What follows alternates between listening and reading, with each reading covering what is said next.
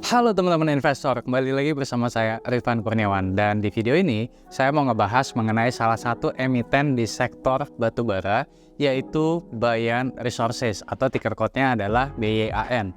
Nah, kenapa ya harga batubara mengalami penurunan terus-menerus, tapi pemilik dari Bayan Resources malah terus membeli sahamnya? Nah, kalau kalian penasaran dengan pembahasan ini, stay tune terus di video ini.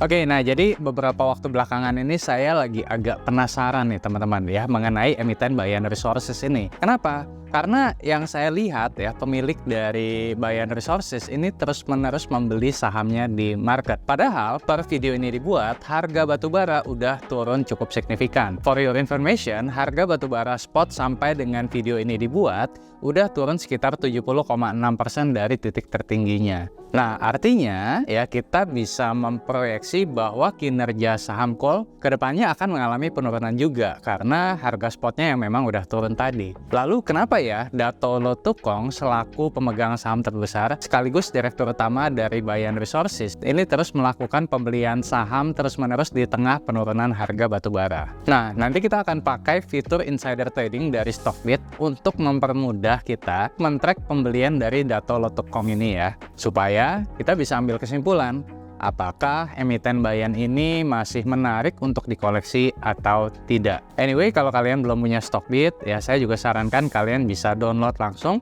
ya supaya bisa langsung praktek menggunakan fitur insider trading dan fitur lainnya yang tersedia secara gratis di aplikasi Stockbit. Dan Stockbit ini menurut saya juga smooth ya, jadi setelah kita analisa emiten yang menarik, kalian juga bisa langsung beli tanpa harus pindah aplikasi. Anyway, kita lanjut lagi ke pembahasan mengenai Bayan. Apakah Bayan masih layak untuk dikoleksi?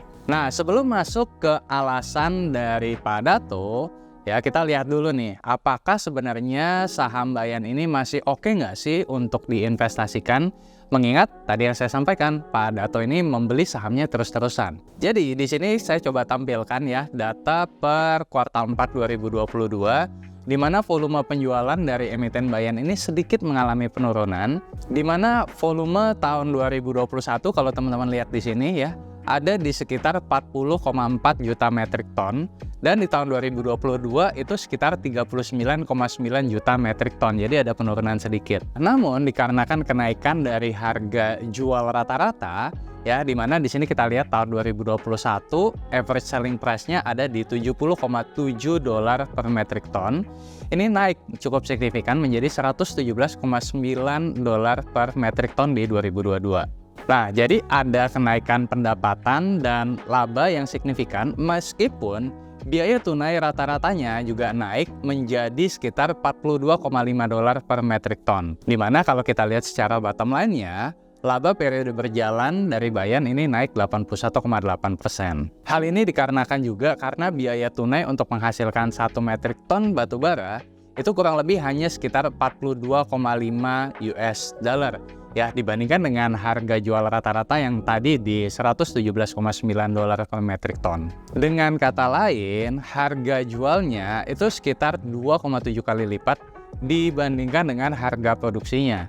Atau bisa dibilang gross profit marginnya kurang lebih sekitar 75%. Nah, jadi marginnya tuh gede banget ya, dimana margin sebesar itu ya bisa dibilang susah lah untuk ditemukan di lini bisnis yang lain. Sekarang yang jadi pertanyaannya adalah apakah harga penjualan dari Bayan ini bisa sama nih di tahun 2023. Nah, jadi harga penjualan atau average selling price dari saham Bayan di tahun 2023 ini bisa turun nih. Nah, hal ini bisa terlihat dari total volume Bayan, di mana paling besar produksinya itu di tabang concession sekitar 8,7 juta metrik ton. Berarti sekitar 78% kontribusi volume produksi kuartal 4 2022 emiten Bayan. Menurut data yang saya dapat, yang memang data ini dirilis di tahun 2021 oleh Moody's, jadi kalau nilai GAR atau Gross as Receipt dari Bayan untuk tambang miningnya itu nilai kalorinya itu di sekitar 4.000 sampai 4.250. Di mana di tahun 2021 rata-rata kalori untuk emitennya ada di sekitar 4.500 sampai 4.300-an pada harga fixed rate-nya. Nah, jadi kalau kita lihat berdasarkan jenis kalorinya Bayan, berarti kalori dari produksi Bayan ini di IC4. Yang mana saat ini harga IC4 itu ada di kisaran sekitar 51,5 US dollar. Walaupun kinerja dari Bayan sendiri sumber pendapatannya sekitar 90% dari ekspor, dan di kuartal 2 harga batubara juga masih bisa dikatakan relatif cukup tinggi, tapi di kuartal 2 ini IC4 ada di kisaran 51,5 US dollar. Ya memang bisa dikatakan bisa up ya harga kalau ekspor ya, tapi harusnya nggak jauh-jauh banget lah. Mungkin bisa juga nih average selling price-nya ada di sekitar $70 per metric ton.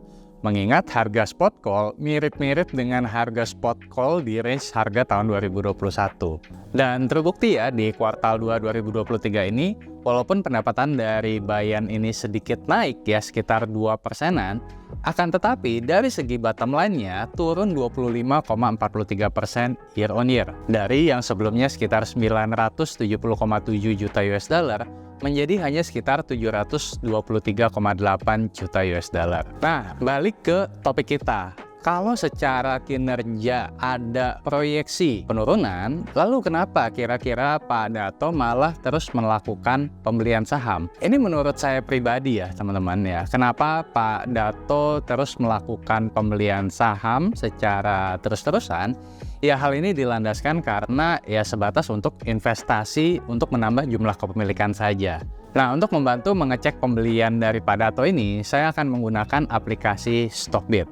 Nah, jadi untuk ngeceknya ya kalian ya harus punya aplikasi Stockbit. Nah, di sini kalian bisa klik emiten Bayan di bagian search, kemudian klik titik 3, kemudian klik insider. Di sini mulai terlihat ya pembelian saham dari Pak Dato ini ya di bulan Agustus 2023. Kalau kalian scroll ke bawah ya di insider Stockbit ini ternyata kita bisa lihat bahwa sebenarnya pembelian saham Bayan yang dilakukan Pak Dato ini udah cukup lama ya.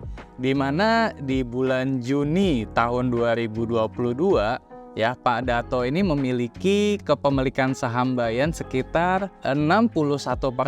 Dan ketika itu saham Bayan ya belum naik signifikan ya seperti saat ini. Nah, kepemilikan dari Pak Dato ini sempat berkurang nih teman-teman ya.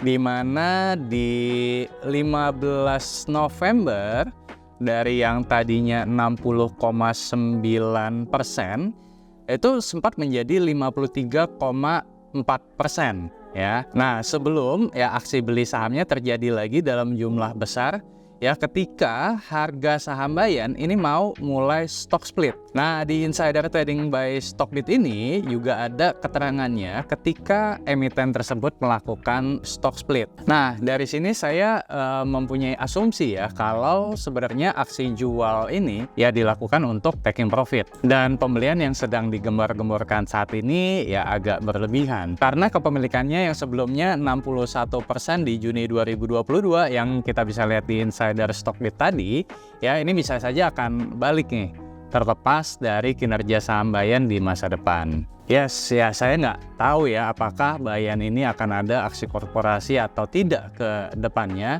mengingat Pak Dato lah pengendali dari saham Bayan ini. Namun sampai dengan saat ini yang bisa saya simpulkan ya seperti itu, kalau pembelian saham Bayan yang dilakukan Pak Dato ini murni untuk menambah jumlah kepemilikan sahamnya. Oh ya, kalau misalkan kamu mau melihat aksi korporasi yang dilakukan emiten ataupun mau lihat insider seperti ini, Stockbit ini juga bisa diakses dari HP ya, jadi nggak cuma dari website aja. Dan kalian juga bisa langsung membeli saham dari aplikasi mobile Stockbit. Jadi kalau misalkan ada case seperti ini lagi, fitur dari Stockbit ini bisa sangat membantu dalam mengambil keputusan para investor. Nah, link download aplikasinya saya tambahkan di description box. Oke, nah jadi apa nih kesimpulannya? Nah, jadi kalau misalkan kalian bilang beli saham Bayan karena pemilik saham Bayan beli sahamnya secara terus-menerus, hal ini alasan yang kurang tepat sebenarnya. Ya, mengingat bedanya harga average dari Pak Dato sama kalian saat ini juga mungkin jauh ya. Ya, belum lagi persentase yang dibeli Pak Dato ya menurut saya hanya untuk sekedar menambah jumlah kepemilikan. Walaupun memang nominalnya besar. Ya saran saya sih kalau misalkan udah jauh, udah naik signifikan ya nggak usah dipaksain lah.